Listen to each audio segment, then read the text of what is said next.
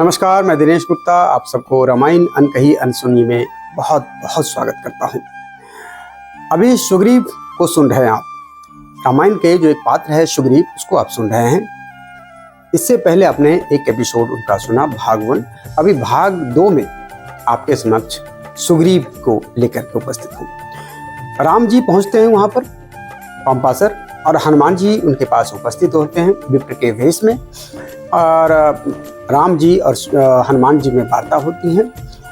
हनुमान अंदर अंदर समझ जाते हैं कि ये वही राम है, और राम जी अंदर अंदर समझ जाते हैं कि ये वही हनुमान है, जिसका मुझे पूरे इस रामायण में सेवा लेना है। अब जो है राम से उन्होंने अपना परिचय देकर के जब सुग्रीव उनसे पूछते हैं कि आपने अपना परिचय नहीं दिया अभी तक, तो हनुमान जी कहते हैं मैं हनुमान हूँ। अब आगे चलते हैं। हनुमान जी कहते हैं मैं जहाँ चाहूँ वहाँ चुटकी बजाते हुए पहुँच जा सकता हूँ, और जब चाहूँ तब वैसा ही वेश बना सकता हूँ जैसा मैं चाहूँ। हनुमान की बात सुनकर तो राम जी खिल उठे, बैठे बिठाए मनचाही साध पूरी हो गई। इसी हुलास में वे लक्ष्मण से कहने लगे, देखो लक्ष्मण, जिसने तीनों वेद, ऋग वेद, यजुर्वेद, सामवेद बड़े अच्छे ढंग से न चाट डाला हो, वह ऐसे अच्छे सधे हुए लुभावने ढंग से बात नहीं कर सकता। इतना ही नहीं, इन्होंने बोलने का सारा ढंग भी किसी पहुंचे हुए गुरु के पैरों में बैठकर सीखा है, क्योंकि इन्होंने जितना कुछ भी कहा है उसमें कहीं भी नाम को भी कोई भूल चूक रुकावट नहीं मिली। बताओ, जिस राजा के पास ऐसा सब गुणवान साथी हो, उसका कोई भी काम पूरा हुए बिना कैसे रह सकता है? समझ रहे हो लक्ष्मण? यह सुनकर तो लक्ष्मण हनुमान से कहा, देखिए हनुमान जी, वानर के राजा सुग्रीव जी के सारे गुण हम पहले ही जान चुके हैं, और हम भी उन्हें अपना साथी बनाने और उनसे मिताई करने के लिए ही इधर आए हैं। लक्ष्मण ने अपना और राम का सारा ठौर ठिकाना और उस घने जंगल में आने की सारी विपदा बता करके हम लोग अभी तक नहीं जान पाए कि इनकी बहू रानी को, यानी हमारे भाभी को, जो राक्षस हर के ले गया है वो कौन है।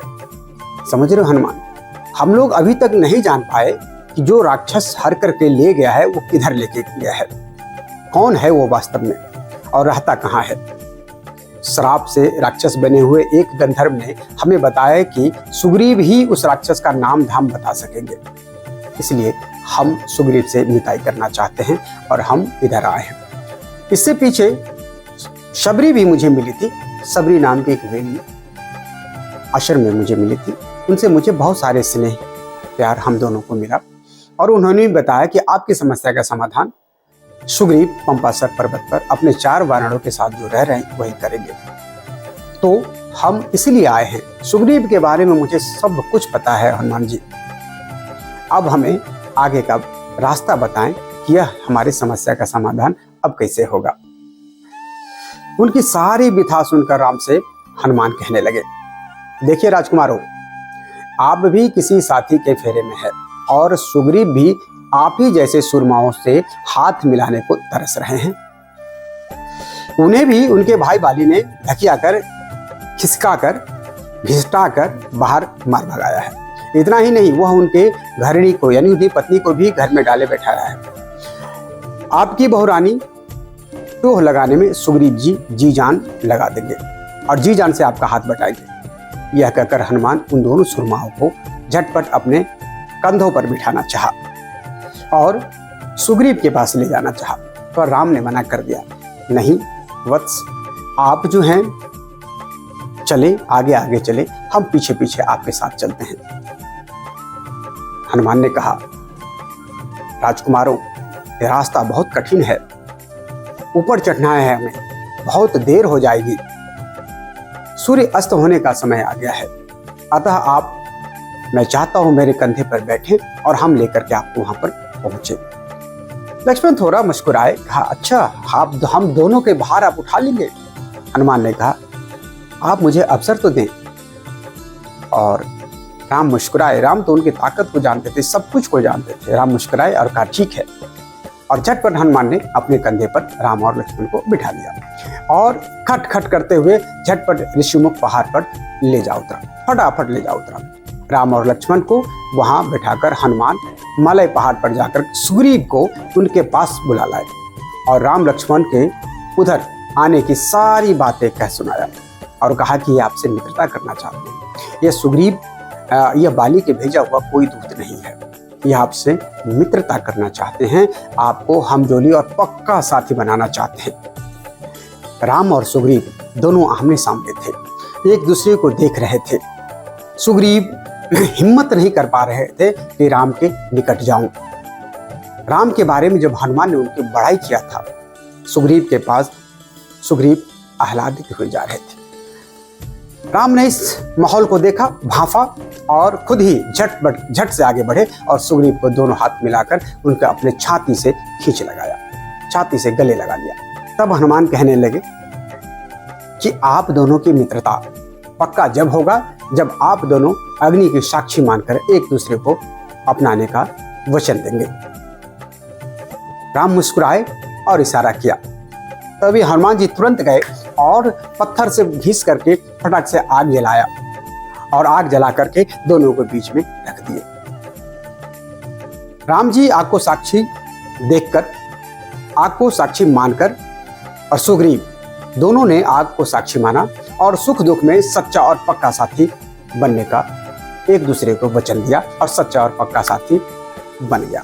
यह काम हनुमान ने किया कि भाई दोनों को बहुत ही अच्छा दोस्त बना दिया, दो बहुत अच्छा साथी बना दिया। ये जो साथी का रहा, ये सिर्फ रामायण तक नहीं रहा, अनंत काल तक रहा सुग्रीव और राम के मित्रता।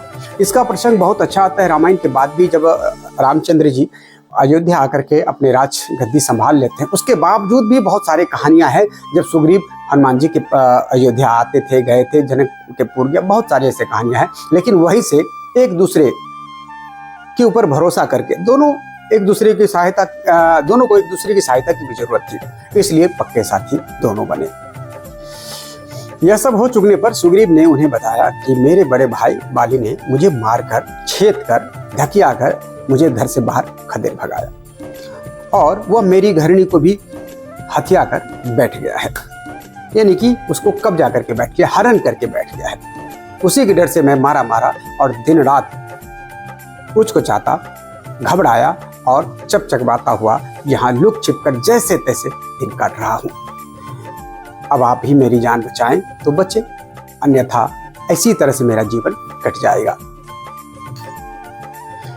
राम ने अपने भोले भाले मुंह पर उत्साह भरी हंसी की उभरती और उगमती लहरें छिटकाते हुए सुग्रीव को धीरज बंधाया और कहा, घबराओ मत, तुम्हारे बैरी बाली को मैं धरती सुंघाए बिना चैन न लूंगा। उसी लहर में सुग्रीव ने राम को बताया, एक दिन हम लोगों ने इसी पहाड़ पर बैठे बैठे देखा कि एक राक्षस किसी रोती हुई नवेली को अपनी कांख में दबाए उठाए लिए उड़ा चला जा रहा है। अब मैं समझा हूं कि वे आपकी बहुरानी ही रही होगी, क्योंकि वे हा राम हा लक्ष्मण चिल्लाती हुई, रोती पुकारती हुई चली जा रही थी। हम सबको वहां बैठा देखकर उन्होंने कुछ गहने अपने चादर में लपेटकर फेंक दिया, उसे मैं लाए देता हूं, पहचानिए तो सही। सुग्रीव ने भीतर गुफाओं में जाकर के सब गहने लाकर राम को दिखा दिए। उन गहनों को देखना था कि राम का गला भर आया और वे हाँ सीते कहकर बार बार गहने छाती से लिपटा चिपटा कर लंबी लंबी सांसें भरने लगे। भावुक हो गए, आंखों से आंसू बहने लगे। वे गहने लक्ष्मण को दिखाते हुए राम ने पूछा, देखो पहचानो तो सही। लक्ष्मण कुछ सकपकाए और बोले, न मैं यह बाजूबंद को पहचानता हूँ, न कुंडलों को ही पहचानता हूँ। हाँ, इन पायलों नुपुरों को मैं भली भांति पहचानता हूँ भैया, क्योंकि मैं बार बार भाभी के पैरों की ही हाथ जोड़ता रहा हूँ। राम ने सुग्रीव से पूछा, वह पापी राक्षस सीता को किस ओर लेके गया, किधर लेता गया है और वह रहता कहाँ है? मैं अभी उसे यमराज के ठिकाने पर पहुंचाए देता हूं। अब बताओ तो सुग्रीव। यह सुनकर सुग्रीव की आंखें डबडबा गई। गला भराया और भराए गले से बोले, ये तो मैं नहीं जानता कि वह राक्षस कहाँ है, कौन है और कैसा है, पर मैं यह कह देता हूँ कि मैं सीता जी को खोज निकालने में कोई कोर कसर बाकी नहीं रखूंगा। आप यह निश्चिंत रहें, हमारी मित्रता पक्की है और मित्रता में मैं कभी पीछे नहीं रहूंगा। तो आपने इस एपिसोड में देखा सुग्रीव भागतु, राम जी वहां पर पहुंचे हैं और पहुंच करके सुग्रीव से अग्नि को साक्षी मान करके शपथ लिए हैं और शपथ लेने के बाद सुग्रीव को अपनी विपदा बताए हैं, सुग्रीव भी राम को अपना विपदा बताए हैं और सुग्रीव उनके गहने लाके दिखाए हैं। और दिखाने के बाद लक्ष्मण की बात यहाँ पर बहुत ही मार्मिक है। लक्ष्मण ने उसके बाजूबंद और कमर में बांधने वाला जो होता है गले का हार, वो नहीं पहचान पाए, लेकिन सिर्फ पायल और नुपुर पहचान पाए। यह भी राम अचंभा था कि अभी तक लक्ष्मण ऊपर नहीं देखा, सिर्फ पैर को देखा माँ सीता का, और वही दो चीज़ पहचान पाए।